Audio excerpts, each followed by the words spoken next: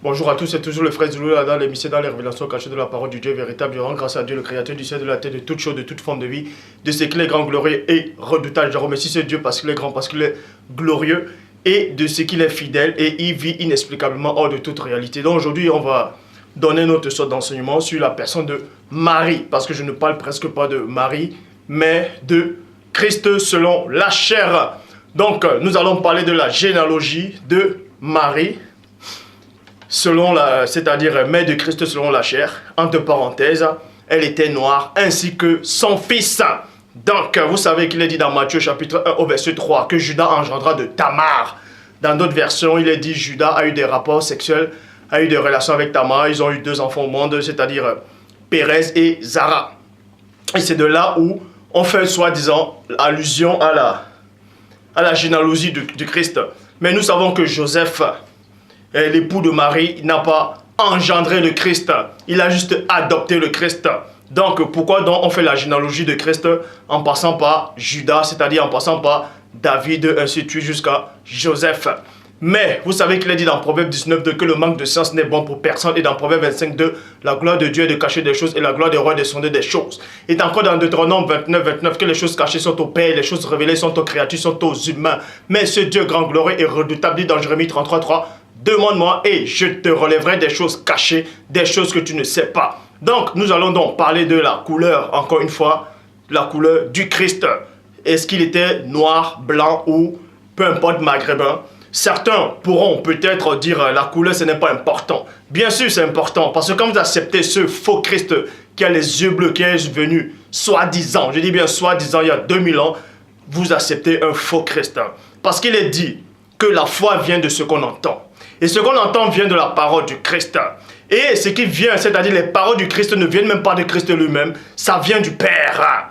Pourquoi? Parce qu'il a dit dans Deutéronome 18 que je susciterai du milieu de toi un prophète comme toi.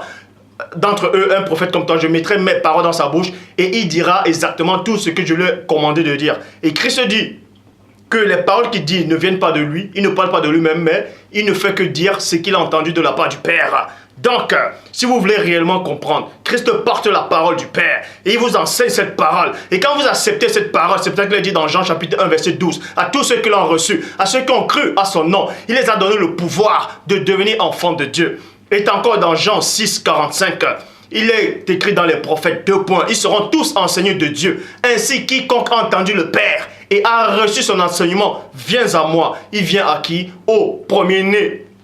Donc, tous ceux qui disent que Christ, peu importe la couleur qu'il a, ce n'est pas important. On va vous donner l'importance de la couleur du Christ, le pourquoi c'est important dans le plan spirituel, le pourquoi c'est important par rapport à votre foi, pourquoi c'est important par rapport à votre avenir dans l'au-delà. Comme je dis encore, la foi vient de ce qu'on entend. Et ce qu'on entend vient de la parole de Christ, vient de Christ. Donc si vous avez foi à un faux Christ, soi-disant qui est venu il y a 2000 ans, ces paroles aussi ne seront pas les paroles de la vie éternelle. Est-ce que vous comprenez? Vous ne pouvez pas avoir foi à un faux Christ. Si vous avez foi, si vous mettez votre foi, votre espérance à un faux Christ, votre foi, elle est vaine. Je dis bien, votre foi, elle est vaine. C'est pour ça qu'il faut connaître le vrai Christ. C'est pour ça qu'il est dit dans Jean 17,3, la vie éternelle. Je dis bien, la vie éternelle consiste à te connaître. Toi, le seul vrai Dieu, et celui que tu as envoyé, le Christ. Celui que tu as envoyé. Premièrement, la vie éternelle consiste à connaître le Père unique. Et aussi accepter et connaître aussi le Christ. Donc, si vous dites que qu'il soit blanc, arabe, ou bien maghrébin, ou métis, ça n'a aucune importance, vous êtes complètement dans l'erreur.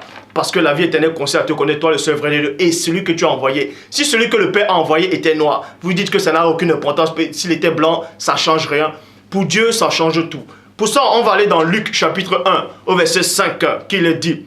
Durant le règne d'Hérode sur la Judée, il y avait un prêtre. Dans la Bible de l'épée, il est dit, et le mot prêtre n'apparaît pas. C'est-à-dire par rapport à Luc chapitre 1 au verset 5, c'est le mot sacrificateur qui apparaît. Donc, son nom,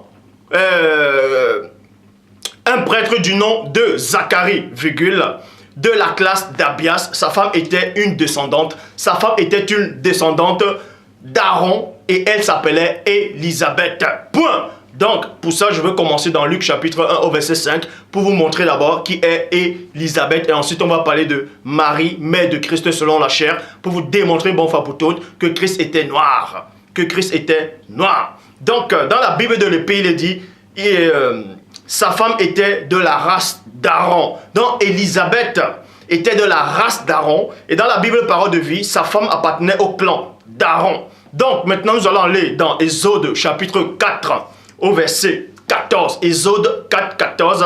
Dans la Bible en français courant, il est dit, alors le Seigneur se mit en colère contre Moïse et lui dit, tu as un frère, Aaron, le Lévi. Point. Donc, on vous montre ici que Élisabeth était de la race d'Aaron. Élisabeth était du clan d'Aaron. Élisabeth était une descendante d'Aaron. Et dans Exode 4, 14, on vous apprend que Aaron, en fait, c'était le frère de Moïse.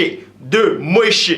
Et nous allons donc voir qui est Moïse. On va donc parler de leur couleur. Dans Exode chapitre 2 au verset 19, quand Moïse, le patriarche, a fui l'Égypte selon la Torah, il est allé se réfugier dans la ville, dans le pays de Mendiant. Et là-bas, il a trouvé quelques gens qui étaient en train de déranger des femmes qui étaient en train de puiser de l'eau pour nourrir les bergers, les troupeaux. Et Moïse a pris les défenses. Et ces filles-là, elles sont allées voir les papas. Et elles ont fait comprendre à les pères, en fait, qu'il y avait quelqu'un qui les a secourus. C'est pour ça qu'il est dit dans Exode chapitre 2 au verset 19, elle répondit, un Égyptien nous a délivrés. Nous, donc elles étaient plusieurs femmes. Nous, c'est le pluriel, donc nous a délivrés de la main des bergers. Et il nous a même puisé de l'eau et a fait boire le troupeau. Point. Dans la tradition King James française dit, un homme égyptien. Bible du rabbinat français Zadokan, un certain égyptien. Or, certains maintenant vont penser que quand ces filles-là ont confondu Moïse pour un Égyptien, ils vont sûrement dire, mais c'est logique, vu que Moïse sortait de l'Égypte, il avait encore les habits des Égyptiens sur lui, c'est pour ça qu'on l'a pris pour un Égyptien.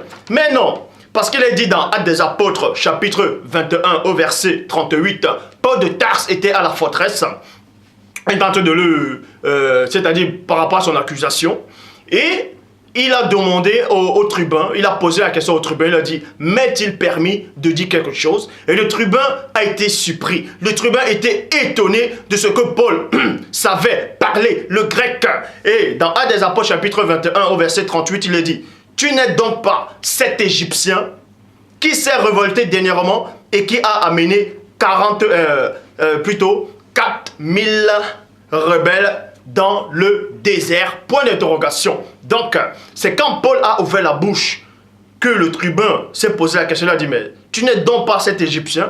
Donc, on vous montre ici, là, que cet Égyptien, c'est-à-dire Paul de Tarse, n'avait pas les habits d'un Égyptien. Il n'avait pas les accoutrements d'un Égyptien. C'est-à-dire, peu importe la tunique, tout ça là, il n'était pas habillé comme un Égyptien. C'est parce qu'il a parlé, c'est quand il a ouvert sa bouche, avec l'accent qu'il avait, avec la connaissance du grec qu'il avait, que le tribun est entré en lui-même et a dit, mais tu n'es donc pas cet Égyptien-là, parce qu'on vous apprend ici que les Égyptiens étaient des noirs. Les Égyptiens étaient réellement noirs, ils étaient noirs foncés. Pour ça, il faut connaître l'histoire. Vous voyez, parce que il y a des Égyptiens, il y a les Cananéens, il y a les Israélites, c'était tous des noirs. Mais d'autres étaient un peu plus foncés que d'autres, en fait. Mais néanmoins, c'était toujours de la race des noirs. Donc, pourquoi je dis cela? Tout simplement parce que premièrement, Moïse, on l'a pris pour un Égyptien. Donc, on l'a pris pour un Égyptien parce qu'on voyait les Égyptiens. De même que quand on voit peut-être... souvent, la plupart des gens, il y a des noirs qui sont réellement bien noirs. On va dire, ah, toi là, tu es tellement noir, soit tu es un Tchadien, soit tu es un Sénégalais, tout ça là. Vous voyez, donc, c'est pour ça qu'on l'a confondu pour un Égyptien. Parce qu'à cette époque-là, les Égyptiens étaient réellement bien noirs. Ils étaient noirs. Je ne dis pas qu'ils étaient noirs comme mon t-shirt. Là, c'est... Hein, si vous comprenez. Bon, toujours est-il que Moïse, on l'a pris pour un Égyptien. Et Paul de Tarse aussi, on l'a pris pour un Égyptien. Donc Paul de Tarse n'avait pas porté les habits des Égyptiens. Puisque déjà, les Égyptiens ne dominaient même pas en ce temps-là, au temps de Paul. Donc selon la Bible, donc certes, il y avait toujours des Égyptiens à cette époque, mais à cette période-là, selon la Bible, je dis bien, les Romains, selon les versions que vous avez, ce sont les Romains qui dominaient. Et Paul disait qu'il était juif, donc il avait les accoutrements juifs. Mais on l'a juste, c'est par rapport, parce que c'est par rapport à la couleur de sa peau. Et quand il a parlé, le grec, le tribunal a dit, ben, tu n'es donc pas cet Égyptien-là. Donc le tribun a reconnu, croyait que Paul était égyptien. Quand Paul était devant le tribun, quand Paul était à la forteresse, devant ses accusateurs, Paul, on l'a pris pour un Égyptien. On croyait que c'était un Égyptien parce qu'il était noir. Et Moïse aussi, on l'a pris pour un Égyptien. Non pas parce qu'il avait porté les habits d'Égyptien, parce qu'il était bien noir. La preuve sur le mont Sinaï, quand l'ange apparut à Moïse, il a dit, l'ange apparut à Moïse sur le mont, sur le buisson ardente. Il a dit, prends ta main et pose-le sur ton sein, c'est-à-dire sur ta poitrine. Elle est devenue blanche comme la neige. Blanche, elle est devenue blanche. Donc si Moïse était blanc, où est le miracle que sa main devient encore blanc? Non? Donc Moïse était noir et sa main est devenue blanche. Et de même que la fille de Pharaon, selon les ordres, a recueilli Moïse comme son fils adoptif et elle a élevé Moïse dans la maison royale. Vous pouvez aussi voir cela dans Actes des Apôtres, chapitre 7. Et jusqu'à la partie, dans le verset 22, vous voyez que Moïse a été élevé c'est-à-dire dans la connaissance des Égyptiens, dans tous les savoirs. Or, vous savez que le pharaon qui dominait en ce temps-là, selon la Bible, n'aimait pas les Hébreux. Donc, les Hébreux, si peut-être plein d'entre vous pensent peut-être que Moïse, c'est-à-dire les Hébreux étaient des Blancs, comment se fait-il qu'on va prendre ce blanc-là, on va l'élever dans la famille royale, où celui qui domine la famille royale a mis tous ces gens-là en esclavage? Il va faire l'exception sur Moïse? Non. Les Hébreux aussi, ils étaient des Noirs. Mais Moïse aussi, les Hébreux aussi étaient des Noirs. C'est pour ça que quand on a pris Moïse, les Hébreux étant des Noirs, les Égyptiens aussi étant des Noirs, on a pris Moïse, on l'a élevé dans la famille royale, on n'a pas vu les distinctions. Il n'y avait pas de distinction. Il n'y avait pas de distinction entre eux. Parce qu'ils étaient des Noirs, c'était la même couleur. Mais par contre, quand la fille de Pharaon a pris Moïse, en fait, quand il était bébé, elle a dit certainement, c'est un enfant des Hébreux. Pourquoi? Parce qu'il avait les accoutrements hébreux. Il y avait des tenues, il y avait des lingettes, il y avait des tuniques hébreux sur Moïse. C'est ainsi. C'est pour ça qu'on l'a distingué avec ces accoutrements-là. Donc, pour vous montrer que Moïse était noir, et Aaron aussi est le frère de Moïse, étant son frère, Aaron aussi est noir. Et on vous apprend qu'Élisabeth est sortie de la lignée d'Aaron. Elle était de la race d'Aaron. Et Élisabeth aussi était noire. Pour ça, on va dans Genèse, chapitre, pour vous démontrer en fait que les Égyptiens étaient des noirs. Et on a pris Moïse et Paul de Tarse pour un noir, pour un Égyptien. Vous allez dans Exode, chapitre 10, au verset 6, il est dit que le fils de Cham, parce que Noé a eu 3 fils, selon la Bible, Cham, Shem et Japheth. Donc, les fils de Cham furent Couche qui veut dire Éthiopie, Mithraïm qui veut dire l'Égypte, et Pente et Canaan. Donc, quand vous lisez dans Jérémie, chapitre 13, au verset 23, dans la Bible Chouraki, il est dit, un nègre peut-il changer la couleur de sa peau? Et dans la traduction œcuménique de la Bible dit, un noir peut-il changer la couleur de sa peau? Toujours dans Jérémie 13, 23, en parlant de l'Éthiopie, en parlant de couche, il est dit, un Éthiopien peut-il changer la couleur de sa peau? Or, on vous apprend que dans Genèse, au chapitre 10, au verset 6, les fils de Cham furent couche, c'est-à-dire l'Éthiopie, et le deuxième fils de Cham fut Mithraïm, qui veut dire Égypte. Donc, on vous apprend ici que l'Égypte, couche, premièrement, était noire, et son frère aussi était noir, Canaan aussi était noir. Donc, on connaît ça dans l'histoire. Et maintenant, on va aller dans Luc chapitre 1, verset 36. Luc chapitre 1, au verset 36.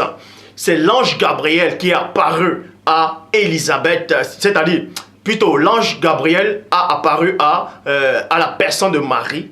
Vous voyez, et elle dit ceci, l'ange dit ceci, voici qu'Élisabeth, ta parente,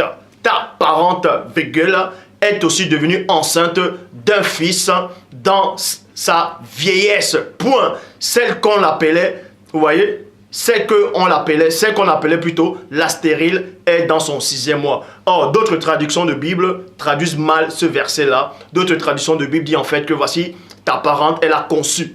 Elle a conçu. Conçu, ça veut dire déjà accoucher. Et ensuite, maintenant, on dit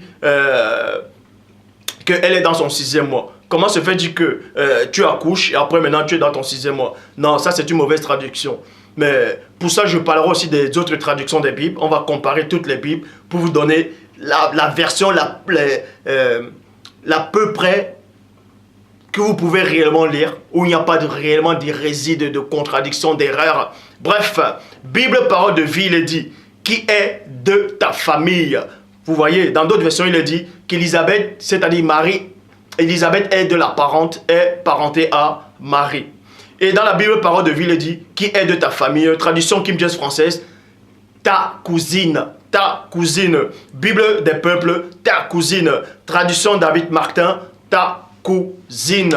Donc on vous apprend ici que Marie, mère de Christ, était la cousine d'Élisabeth. Élisabeth, elle vient de la lignée d'Aaron. Et Aaron est le frère de Moïse. Et Moïse, on l'a confondu pour un Égyptien. Et Paul aux Tarses, on l'a confondu pour un Égyptien parce que c'était des Noirs. On vous montre ici, là. Et déjà dans la loi, il est dit que les Lévites, en fait, ils descendaient. Marie, elle est lévite aussi. Elle descendait de la race des Lévites. De même que Élisabeth aussi, sa cousine, elle descendait d'Aaron. Ce sont des Lévites. Et les Lévites sont des sacrificateurs. Ils sont saints. Vous voyez. Et les Lévites ne devaient pas se mélanger avec d'autres personnes. Ils ne devaient pas se mélanger avec les autres. Ils devaient rester qu'entre eux. Donc, toujours est-il qu'il est dit qu'Élisabeth étant la cousine de Marie, Marie aussi était noire. Et Marie a accouché le Christ. Et Christ aussi était noir. Parce qu'il est dit... Élisabeth étant la cousine de Marie, et Élisabeth vient d'Aaron, Aaron vient de Lévi. Écoutez attentivement, Aaron vient de Lévi. Et Joseph, qui est l'époux de Marie, vient de David, David aussi qui vient de Juda. Donc, le mystère c'est quoi? La révélation que vous allez apprendre aujourd'hui, c'est que Joseph, l'époux de Marie, qui est le père adoptif de Christ, avait le même sang, je dis bien, le même sang, selon la chair, que le Christ aussi. Pourquoi? Bon, avec le même sang, c'est-à-dire ils étaient aussi parentés. Ils étaient parentés. Pour ça, vous voyez cela dans Genèse chapitre 29, au verset 32 à 35, en parlant de leurs ancêtres. Vous voyez, Lévi et Judas étaient même père, même mère. Vous voyez, même père, même mère. Et Lévi était le grand frère de Judas. Et Aaron, Moïse, Élisabeth viennent de Lévi. Et Joseph, qui est l'époux de Marie, vient de Judas. Donc, c'est la même famille. C'est-à-dire, c'est la même famille. C'est la même famille. Donc, on vient de vous montrer ici, là, que Christ était bel et bien noir. Christ était bel et bien noir.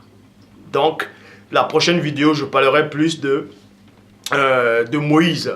Est-ce que Moïse a réellement existé? Est-ce que le patriarche Moïse a réellement existé? Bon, est-ce que Moïse a été pris de l'histoire de Saigon d'Arcon? Et si réellement il a été pris, c'est-à-dire si l'histoire de Moïse a été plagiée de l'histoire du roi Saigon d'Arcon, comment se fait-il que le Christ puisse faire référence à Moïse, puisse faire référence à Moïse, au patriarche? Et comment se fait-il que Paul de Tarse puisse faire référence à Moïse? Et comment se fait-il alors qu'on vous dit que Dieu a parlé à Moïse? Donc on va entrer plus en profondeur, hein, et on va vous révéler des choses qui vont vous surprendre. Je dis bien qui vont vous surprendre. Comme je dis encore, Proverbe 19:2, le manque de science n'est bon pour personne. Donc, durant la prochaine vidéo, on va vous démontrer une bonne fois pour toutes que l'humanité tout entière a été dupée. L'humanité tout entière a été dupée. Tout ce que vous vivez là, toutes vos croyances sont basées sur du néant, sont fausses. Je dis bien, sont complètement fausses. Sont fausses. Nous allons prendre l'Ancien Testament. On va vous démontrer où est-ce que l'Ancien Testament vient réellement. Où est-ce que l'Ancien Testament tire son origine. Quel est ce Dieu-là qui a parlé à Moïse dans l'Ancien Testament? Si c'est réellement le vrai Dieu qui a parlé à Moïse, si c'est réellement le vrai Dieu qui a agi pleinement dans tout l'Ancien Testament, Si Christ a approuvé ce que les patriarches, ce que les prophètes ont accompli, c'est-à-dire les actes qu'ils accomplissaient, c'est un acte, si ça venait réellement de Dieu. Et dans le Nouveau Testament, on va aussi vous montrer la supercherie du Nouveau Testament. Comment on parlera encore de la christocentrisme, Comment le Nouveau Testament a été créé. Comment le Nouveau Testament a plagié l'Ancien Testament en faisant croire que c'était un christocentrisme du Christ dont toutes les prophéties étaient centrées sur le Christ. C'est pour ça qu'ils ont écrit le Nouveau Testament. On va vous le démontrer que vous tous vous êtes dans l'erreur. Peu importe les livres saints qui existent dans le monde, tous les livres sont faux. Tous les livres sont, je dis bien, dont vos foi sont basées sur du néant. Vous pouvez peut-être dire que je me suis déjà trompé, Libre à vous de penser ce que vous voulez. Vous tous, vous êtes dans l'erreur. Je dis bien, tous sont dans l'erreur. Tous sont dans l'erreur. On va vous démontrer une bonne fois pour toutes la supercherie, le mensonge le plus incroyable, le mensonge le plus abominable des textes. Comment on vous dit que les textes originaux sont en hébreu et en latin, en grec. On va vous démontrer que c'est faux, comme je l'ai déjà démontré. Et tous les livres soi-disant saints qui viennent après la Bible, qui copient la Bible aussi, sont faux. Je dis bien, sont complètement faux. Donc, durant l'enseignement, dans la prochaine vidéo, on va prendre du temps pour mieux vous expliquer l'origine de toutes choses, en quelle période le vrai Christ est arrivé. On va aussi faire référence à Osiris, parce que je vous donne déjà quelques indices. Selon les archéologues, et selon ceux qui étudient la Bible, c'est-à-dire les biblistes, et selon plein de chercheurs, de scientifiques, vous disent, et selon l'histoire, on vous dit que l'histoire du déluge a été racontée dans la Mésopotamie antique, a été écrite par Gilgamesh. Gilgamesh a raconté plutôt l'histoire du déluge 2600, je dis bien 2600 avant le Christ. Est-ce que vous comprenez? Le récit du déluge a été écrit 2600 avant JC, dont le nom que vous donnez là, donc avant le Christ et avant le christianisme. Et le roi Saigon d'Arcan, dont on dit que l'histoire de Moïse a été plagiée sur ce personnage, a régné de, je crois, 2298 et poussière avant le Christ. Or, selon les mêmes gens, ils vous disent néanmoins que Moïse, lui, est né en Égypte 1200 avant JC. Et on vous apprend que la Torah a été écrite 800 ans avant le Christ. Et les mêmes gens vous disent néanmoins que c'est Moïse qui a écrit la Torah, c'est-à-dire quelques livres de la Torah. Comment se fait-il que Moïse est né, soi-disant, en Égypte, 1200 avant JC, et soi-disant le même Moïse écrit la Torah, et on vous dit que la Torah a été écrite 800 ans avant le Christ. Si la Torah a été écrite 800 ans avant le Christ, et dans la Torah, on fait allusion au déluge. Comment se fait-il? Expliquez-moi donc. Le déluge le plus ancien n'est pas celui de la Torah. Selon l'histoire, le déluge le plus ancien n'est pas le récit de la Torah. C'est celui de Gilgamesh, qui date de 2600 avant JC. Or, le récit de la Torah date de, selon les biblistes, selon les archéologues, 800 ans avant JC. Donc nous allons donc voir la plus grande supercherie de l'histoire. L'histoire des religions, où tout a commencé. On va vous montrer les secrets. On va vous dévoiler les mystères de toutes choses dans la prochaine vidéo. Certains ne pourront pas aimer cette vidéo. Libre à vous d'aimer ou de ne pas aimer. Il est dit dans Jean 6, 60, qui peut l'écouter. Il a des propos très durs. Dans d'autres versions, il est dit, qui peut continuer à l'écouter. Il parle très mal. Il a des propos choquants. Et dans le verset 66, ils l'ont abandonné. Ils ont abandonné le premier-né. Et le premier-né s'est retourné, il a regardé ses apôtres, il a dit, et vous, vous ne voulez pas vous en aller? Et les apôtres ont fait comprendre à la personne du premier-né, où veux-tu qu'on aille? Toi, tu as les paroles de la vie éternelle. Alors le Christ les a fait comprendre que c'est bien. C'est moi qui vous ai choisi. Ce n'est pas vous qui m'avez choisi. Le mystère, c'est quoi? Je répète encore dans Jean 6, 45. Il est écrit dans les prophètes, 2 points. Ils seront tous enseignés de Dieu. Ainsi, quiconque a entendu le Père. Premièrement, il y a entendre le Père et a reçu son enseignement. Viens à moi. Si vous n'avez pas été appelé, vous allez venir, vous allez repartir. C'est normal. Ces juifs, ces disciples sont venus à Christ, ils sont repartis parce qu'ils n'avaient pas été choisis.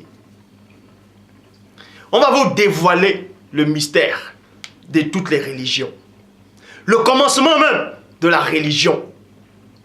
Le pourquoi de la discade. Comment tout a commencé. Le plus grand plagiat de l'histoire. On veut vous faire croire que l'homme a marché sur la lune. Barlivène.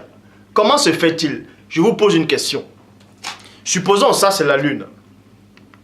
Bon, le scientifique vous dit que la lune ce n'est pas un astre brillant.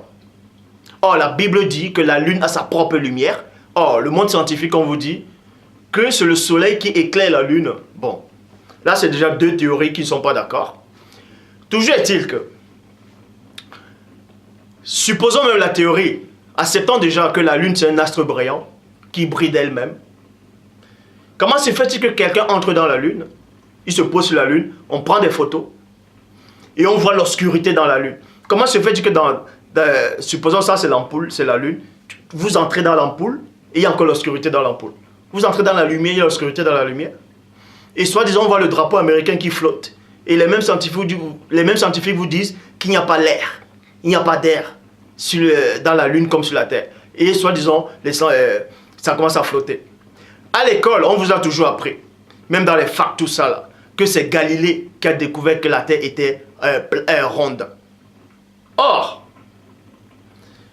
nous savons que la Torah a existé, c'est-à-dire l'histoire de Job a existé avant, bien des années, des centaines d'années avant que Galilée n'arrive.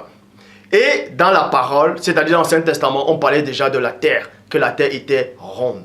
Est-ce que vous comprenez? Dieu a tracé un cercle c'est un rond. Donc, pourquoi on vous dit que Galilée a découvert que la terre était ronde? Que c'est le premier homme. Et pourtant dans Job, on disait déjà que la terre était ronde. Expliquez-moi. Il faut qu'on m'explique. On va vous dévoiler le pourquoi. Qui est ce Jésus blanc qui est arrivé il y a 2000 ans? On va vous démontrer qui n'est même pas arrivé il y a 2000 ans. C'est une grande supercherie que vous avez acceptée. On vous a dupé. On vous a dupé. Votre foi, elle est basée sur du néant. Votre foi, elle est basée sur des sensations. Sur des sensations. Je dis bien sûr des sensations. Mais je tiens à vous dire une chose. Dieu existe réellement. Dieu existe réellement. Mais il n'est pas ce qu'on imagine. Dieu n'est pas ce qu'on imagine. Le Dieu que les gens adorent là, dans ce monde-là, c'est une créature que les gens adorent. Et je vais vous le démontrer même dans l'Ancien Testament. Que le Dieu qu'on a présenté dans l'Ancien Testament là, c'était même pas Dieu. C'était une créature que les gens adorent, que les gens croyaient que c'était Dieu. Toutes les civilisations adorent le vrai Dieu, mais c'est une créature. Et on va vous dévoiler dans la prochaine vidéo qui est cette créature que les gens confondent avec Dieu. On va vous dévoiler qui est cette créature-là. Donc, dans la prochaine vidéo, l'histoire de Moïse a été plagiée de l'histoire de Saigon d'Arcan. Et on vous dit que soi-disant les premières écritures datent de la Mésopotamie antique, que c'est eux soi-disant qui ont inventé l'écriture. On va voir exactement si c'est vrai. Parce que si vous acceptez que le déluge, c'est-à-dire l'histoire de Gilgamesh, est le plus ancien et que c'est la Mésopotamie, c'est les Sumériens qui ont inventé l'écriture, vous ne devez pas ignorer que dans la Babylone antique, le dieu qui dominait dans l'empire perse, le dieu dans la Mésopotamie, c'est pas, on ne dit pas il, c'était une déesse. C'était une femelle. Vous êtes tous perdus. Mais Dieu soit loué. Ce Père qui vit inexplicablement hors de toute réalité. Je te loue, Père, de ce que tu es puissant. Tu es digne de recevoir la gloire, l'honneur et la puissance. Toi qui vis encore, je le dis, inexplicablement hors de toute réalité. Je te remets, Père, tous ceux-là qui ont cru que tu m'as réellement envoyé entre tes mains. Ceux-là qui n'ont pas abandonné et ceux-là qui n'abandonneront pas. Père, dans ce monde, nous vivons un temps de confusion. Il y a tellement de théories dans le monde. D'autres parlent de la théorie du Big Bang, du Big Crash, la théorie des cordes. D'autres parlent de la théorie de l'évolution. D'autres parlent de la Trinité. Mais en réalité, personne ne te connaît. Ils se basent tous sur des écritures, sur des écrits qui ont été modifiés, qui ont été trafiqués. Et quand on veut leur faire montrer le véritable, ils font comme l'autruche. Et le mystère, c'est qu'il est dit, toujours dans ce monde, ces scientifiques qui disent, l'animal terrestre le plus rapide du monde, c'est l'autruche. Ça veut dire, quand on leur montre la vérité, ils cachent le visage, ils ne veulent pas voir la vérité. Mais ils sont rapides comme l'autruche pour chercher les versets pour contredire. Ils sont rapides comme l'autruche pour aller commettre le péché. Je ne prie pas pour eux, mais je prie, Père, pour ceux qui croient que tu m'as réellement envoyé. Pour ceux qui sont fidèles, préserve-les, Père, du milieu du monde. Préserve-les de ce qui surviendra bientôt. De ce jour grand, glorieux et redoutable. Ce jour où toutes les civilisations, toutes les races se lèveront, où chacun recevra sa rétribution. Je veux que ce jour, Père très saint, que ceux qui ont cru réellement que tu m'as envoyé et qui n'ont pas abandonné, tu puisses les préserver de ce jour. Inscris les noms, Père, au devant de ta présence. Mais dans ces écrits-ci, il est dit dans le livre de vie. Mais moi je dis au devant de ta présence. Afin qu'ils connaissent les mystères du temps de l'espace. Pour qu'ils vivent l'éternité, Père, auprès de toi. Afin qu'ils puissent voir réellement ta face. Mais avec les mots humains, Père, je suis obligé de dire la face.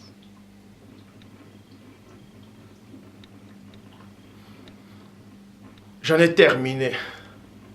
La prochaine vidéo, on va vous démontrer les mystères de toutes choses, des Écritures. Le pourquoi il y a les erreurs dans la Bible, le pourquoi il y a des contradictions, le pourquoi il y a plusieurs versions. Parce que dans Ésaïe 34, 14, il est dit, c'est-à-dire que les animaux sauvages s'y appelleront. Les hyènes, dans d'autres versions on dit les hyènes, dans d'autres on dit les boucs, dans d'autres on dit les satyres, dans d'autres on dit les onocentaures. Comment se fait-il que s'il y a un seul test, s'il y a les tests originaux, un seul, Ésaïe, écrit dans Ésaïe 7, Ésaïe 34, 14, il parle de chiens sauvages. L'autre version va dire les hyènes. D'autres versions vont dire les onocentaures. D'autres versions vont dire des boucs. D'autres versions vont dire les démons en forme de bouc. D'autres versions vont dire Lilith. D'autres versions vont dire le spectre de la nuit. D'autres versions vont dire la Schweppes. D'autres versions, on va dire le hibou. D'autres versions, on va dire la sirène. Et pourtant, ça a soi-disant été traduit dans ce test. Hébreu et grec, soi-disant. Comment se fait-il que c'est pas pareil? On va vous dévoiler le pourquoi. Et on va vous présenter le vrai Dieu. Philippe, montre-nous le Père. On va vous dévoiler qui est le vrai Dieu. On va vous dévoiler qui est le vrai Christ. Déjà, Christ, ça veut dire ouin. Et d'autres disent que Christ, ça a été pris de la religion hindoue, qui veut dire Krishna. Krishna, Christ. On parlera encore même de Bouddha. Parce que selon l'histoire, Bouddha est arrivé avant Christ. Il a marché sur l'eau. Il avait 12 disciples. Il a fait les miracles. Horus aussi a été prophétisé sur sa naissance. Selon l'histoire, Horus aussi avant le Christ, que vous connaissez. On a vu son étoile. Il y avait 3 hommes qui ont suivi son étoile. Pareil, on l'a trouvé sur une crèche ou sur une étable. Ça dépend des écrits. On l'a donné des présents. Son premier miracle, c'était changer l'eau en vin. Il était tenté aussi. Il avait des disciples. Ainsi de suite. Il a dit, même Osiris, celui qui mange ma chair, qui boit mon sang. Exactement les mêmes phrases que Christ. Vous allez me dire que Satan savait déjà tout ça.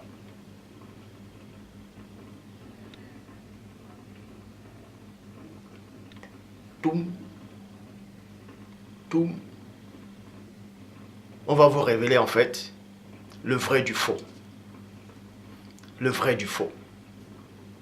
Qui est réellement Osiris? Qui est réellement Horus? Dionysos? Attis? On va même aller dans le livre d'Ézéchiel. On va vous parler de Tammuz. Parce que quand Ézéchiel est sorti de son corps, il a vu les anciens d'Israël, il a vu des femmes qui pleuraient Tammuz. Dans d'autres versions, on dit Tammuz. Mais Tammuz, c'est qui? C'était qui Tammuz? Pourquoi ces femmes-là pleuraient Tammuz?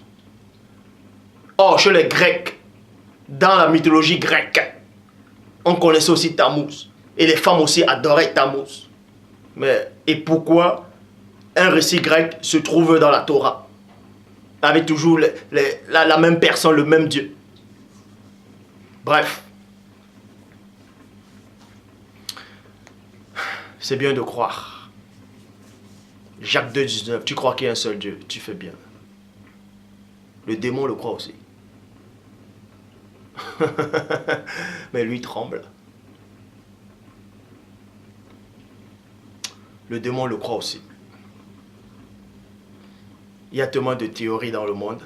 D'autres disent, ah, celui qui va mourir va aller en enfer, il va aller brûler pour l'éternité. Ah, il va brûler, il va brûler, il va brûler. Sa peau va se renouveler, il rebrûle encore. Ah, Maman Kato, t'as bien travaillé quand même. Maman Kato a bien travaillé quand même.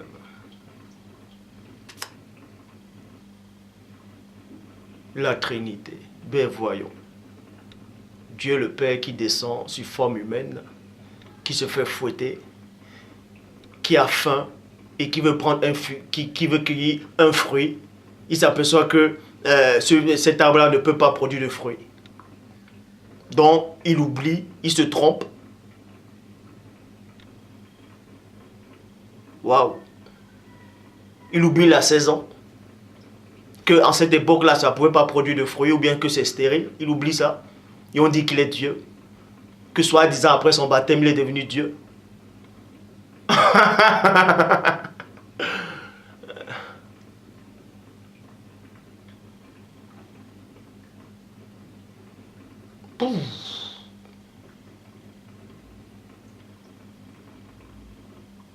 On va vous arraigner, on va vous enlever les toiles d'araignée dans le cerveau. Il y a plein de toiles d'araignée qui empêchent l'homme de voir. Après cette vidéo-là, vous allez voir comment les toiles d'araignée vont sortir, vont quitter. Que Dieu soit loué.